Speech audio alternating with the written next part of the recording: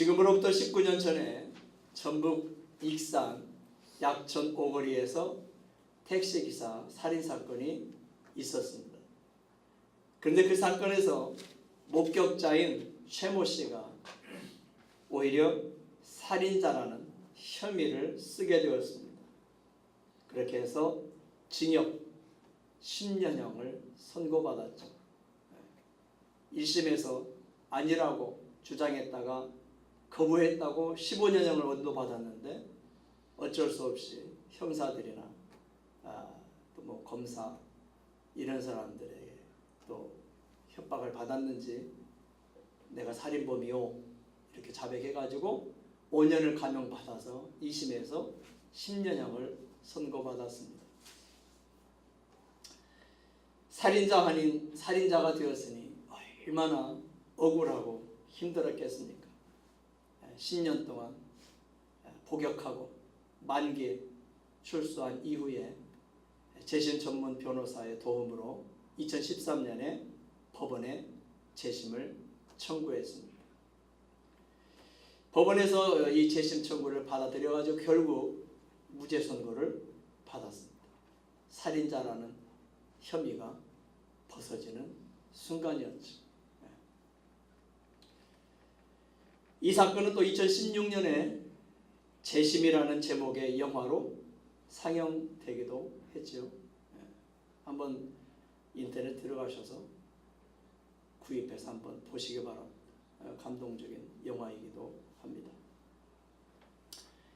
2000년 전에 로마의 식민지 중 하나인 이스라엘에서는 이보다 더 심한 일이 있었습니다. 당시 이스라엘의 종교 지도자들은 다윗의 자손으로 오신 예수님을 거부했습니다.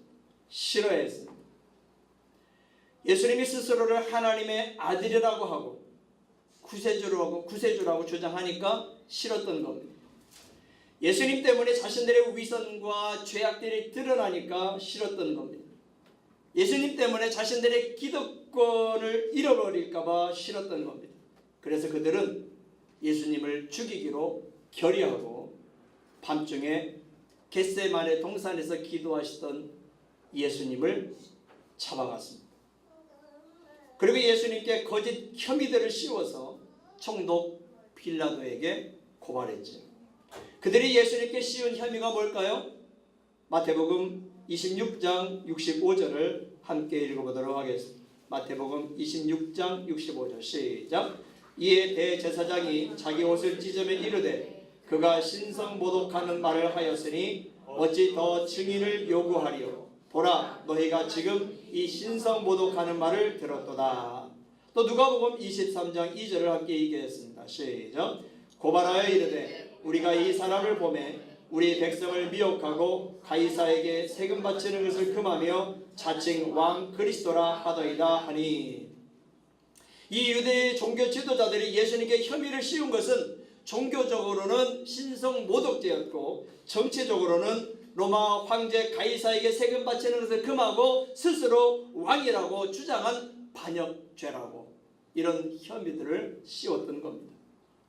그러나 예수님은 그들에게 항변하지 않았습니다. 분노하지 않았습니다. 변호하지도 않았습니다. 로마 황제에게 항소하지도 않으셨습니다. 왜 그랬을까요? 항변할 만한 사건이잖아요. 분노할 만한 사건이잖아요. 변호할 수 있는 일이잖아요. 로마 황제에게 항소도 할 수 있는 일이잖아요. 왜냐하면 거짓 혐의를 씌워서 십자가형을 언도받게 하려고 하는 그런 모함이었으니까. 그러나 예수님은 그렇게 하지 않으셨습니다. 왜 그랬을까요? 십자가의 길이 비록 두렵고 고통스러운 고난의 길이지만 그 길이 하나님이 원하시는 길이었기 때문입니다. 그 길만이 인류의 죄를, 저와 여러분의 죄를 담당하는 길이요, 저와 여러분의 모든 죄를 씻어버리는 길이었기 때문에 예수님은 분노하지 않으시고 항변하지 않으시고 변호하지 않으시고 항소하지 않으시고 그 고통의 길, 고난의 길, 십자의 길을 갔다는 것을 믿으시기를 바랍니다. 신약성경 베드로전서 2장 22절부터 24절까지 함께 읽겠습니다. 시작. 그는 죄를 범하지 아니하시고 그 입에 거짓도 없으시며 욕을 당하시되 맞대어 욕하지 아니하시고 고난을 당하시되 위협하지 아니하시고 오직 공의로 심판하시는 이에게 부탁하시며 친히 나무에 달려 그 몸으로 우리 죄를 담당하셨으니 이는 우리로 죄에 대하여 죽고 의에 대하여 살게 하려 하심이라. 그가 채찍에 맞음으로 너희는 나음을 얻었나니. 아멘. 예수님의 죄를 범하지 아니하신 분입니다. 그 입에 거짓이 없으신 분입니다. 욕을 당하셨지만 맞대어 욕하지 아니하셨습니다. 고난을 당하셨지만 위협하지 아니하셨습니다. 오직 공의로 심판하시는 하나님께 부탁하셨습니다.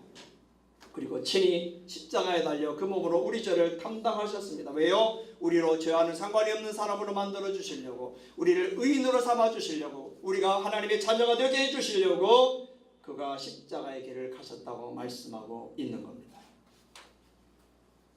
여러분, 안중근 의사를 잘 아시죠? 안중근 의사.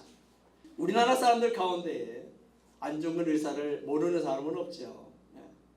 이 안중근 의사가 1909년에 중국 하얼빈에서, 그때 당시 하얼빈은 러시아 관할에 있었습니다. 그 하얼빈에서 이토 히로부미를 암살했죠. 사살했습니다. 이 이토 히로부미는 우리나라를 일본의 식민지로 만드는 일에 앞장선 사람이죠. 당시 우리 조선의 초대 통감으로 부임했던 사람이기도 합니다. 안중근 의사는 현장에서 즉시 체포되어서 1심 재판에서 사형을 선고받았습니다. 그때 안중근 의사의 어머니인 조마리아 여사는 감옥에 있는 아들 안중근 의사에게 이런 편지를 써서 보냈습니다. 잘 들어보세요. 네가 만약 늙은 어미보다 먼저 죽는 것을 불효라 생각한다면 이 어미는 웃음거리가 될 것이다. 너의 죽음은 너 한 사람의 것이 아니라 조선인 전체의 분노를 짊어지고 있는 것이다.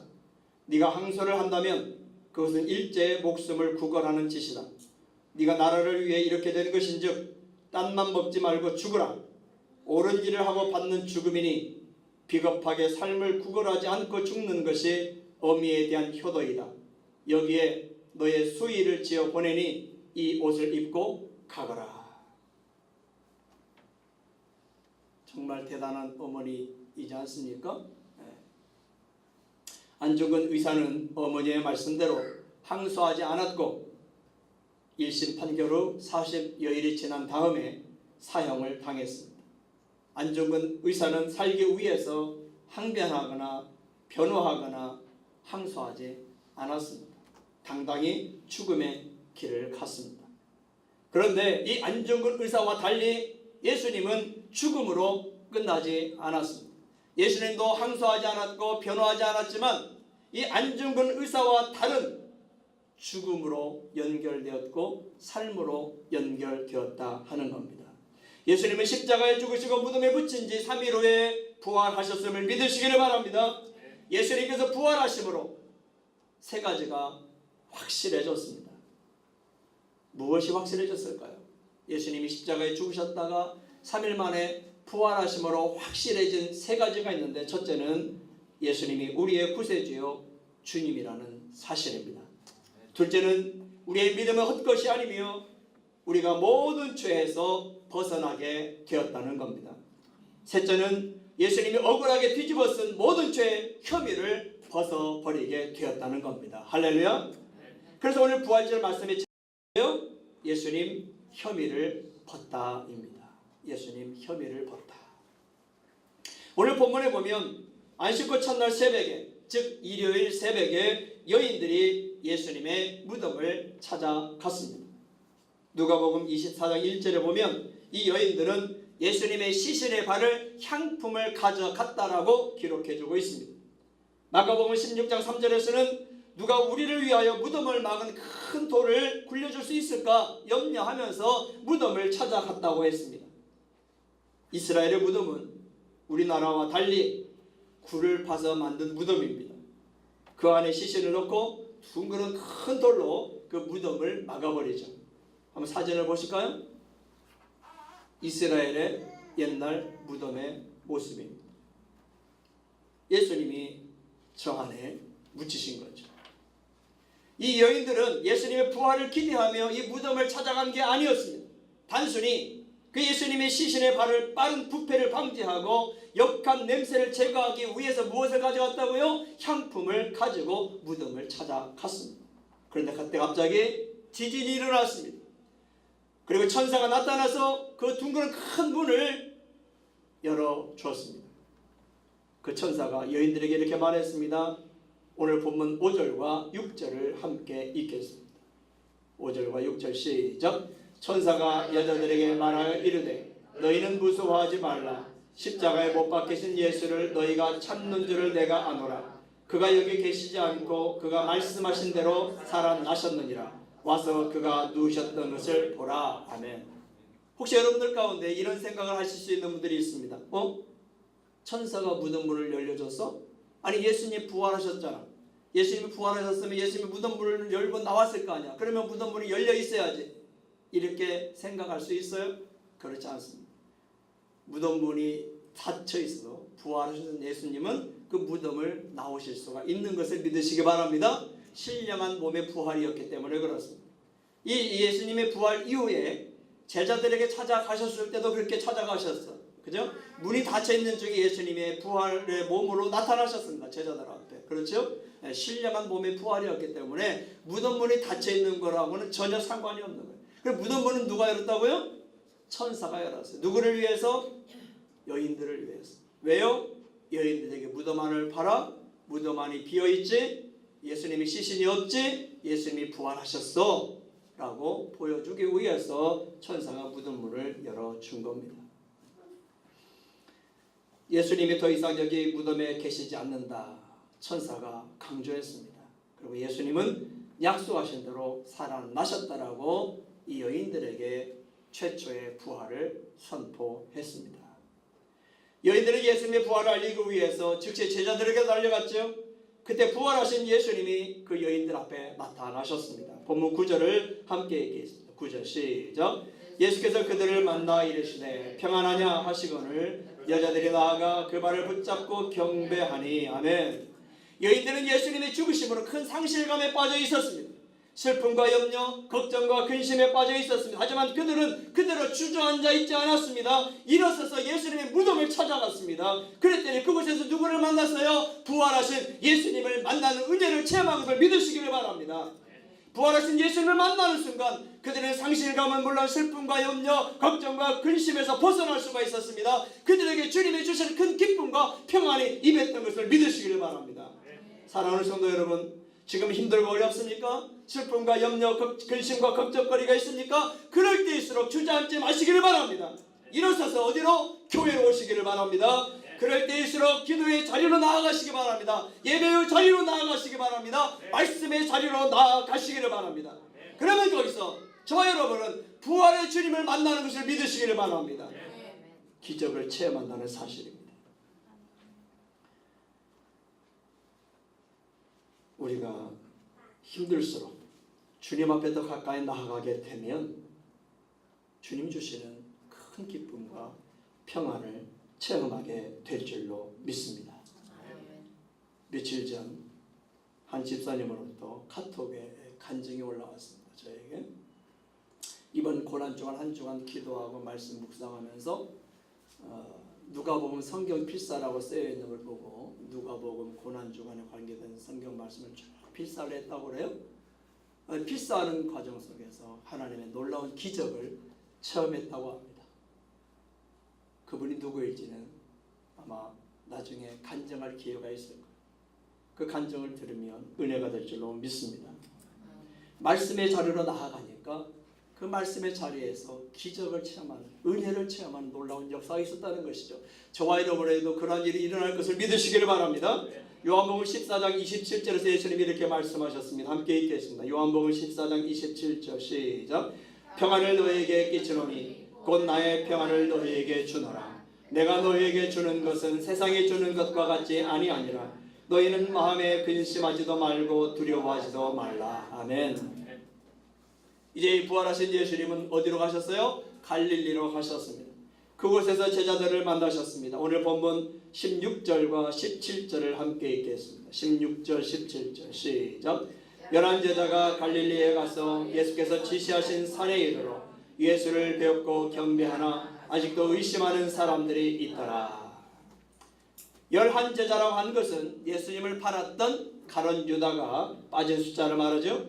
제자들은 부활하신 예수님을 갈릴리에서 만났습니다. 그러나 그들 가운데는 어떤 사람들이 있었어요? 의심하는 자들도 있더라. 그 의심하는 자들의 대표적인 사람이 누구였어요? 도마죠, 도마. 그래서 도마가 그렇게 의심했기 때문에 지금도 부엌에서 수없이 칼질을 당하고 있다고 그래요. 여기서는 웃네요. 네, 그 도마는 아니지만, 네. 도마가 영어로는 토마스입니다. 토마스.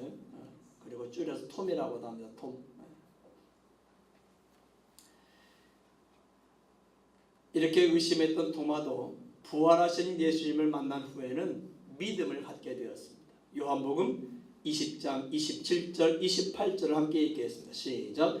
도마에게 이르시되 내 손가락을 이리 내밀어 내 손을 보고 내 손을 내밀어 내 옆구리에 넣어보라. 그리하여 믿음 없는 자가 되지 말고 믿는 자가 되라. 도마가 대답하여 이르되 나의 주님이시요 나의 하나님이시니이다. 아멘. 예수님은 도마가 믿음 없는 자가 되지 아니하고 믿는 자가 되기를 원하셨습니다. 의심 많은 도마였지만 그래도 예수님은 그를 사랑하시기 때문입니다.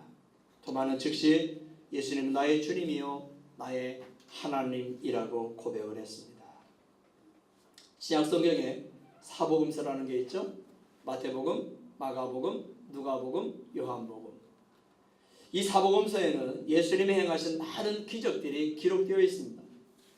중풍병자를 비롯하여 수많은 중환자들과 장애인들을 치료하신 기적, 과부의 죽은 아들을 살리신 기적, 죽은 나사로를 나흘 만에 살리신 기적, 떡 5개와 물고기 2마리씩 오병이어로 수천 명 수만 명을 먹이신 기적들이 있지요. 그 외에도 이루 헤아릴 수 없는 많은 기적들이 이 사복음서에 기록이 되어 있습니다. 하지만 이 사복음서가 우리에게 보여주고자 하는 진짜 기적은 무엇일까요? 그것은 예수님의 부활인 것을 믿으시기를 바랍니다. 저 여러분 모두 진짜 기적인 예수님의 부활을 믿는 자가 되시기를 주님의 이름으로 축원합니다. 예수님이 바라시는 게 그거라는 것이죠. 믿음 없는 자가 되지 말고 믿는 자가 되라. 우리 모든 꿈에 그런 교회 교우들은, 우리 교회 모든 성도들은 믿음 없는 자가 아니라 믿는 자가 되시기를 주님의 이름으로 축원합니다. 그렇다면 과연 예수님의 부활을 믿는다는 게 뭘까요? 내가 예수님의 부활을 믿어? 예수님의 부활을 믿으라 했을 때 그 예수님의 부활을 믿는다는 게 뭘까요? 예수님의 부활을 믿는다는 것은 예수님은 나의 주님이요 나의 하나님이심을 믿는 겁니다. 예수님의 부활을 믿는다는 것은 고난 뒤에 영광이 있다는 것을 믿는 겁니다. 예수님의 부활을 믿는다는 것은 죽어도 산다는 것, 즉 나도 부활한다는 것을 믿는 겁니다. 예수님의 부활을 믿는다는 것은 사랑하는 부모님을, 사랑하는 배우자를, 사랑하는 가족을 천국에서 다시 만난다는 것을 믿는 겁니다. 예수님의 부활을 믿는다는 것은 우리 주 예수 그리스도의 십자가를 자랑하며 사는 겁니다. 예수님의 부활을 믿는다는 것은 부활하신 예수님을 전하며 사는 겁니다. 예수님의 부활을 믿는다는 것은 나의 몸을 하나님이 기뻐하시는 거룩한 산 제물로 드리며 사는 겁니다. 예수님의 부활을 믿는다는 것은 항상 주의 일에 더욱 힘쓰는 자들이 되는 것을 말하는 겁니다. 사랑하는 성도 여러분, 십자가에 죽으신 예수님께서 3일 만에 부활하심으로 모든 혐의를 벗어버리셨습니다. 그러므로 이제 우리 모두 예수님의 부활을 믿는 자로 사시기를 축원합니다. 기도하겠습니다.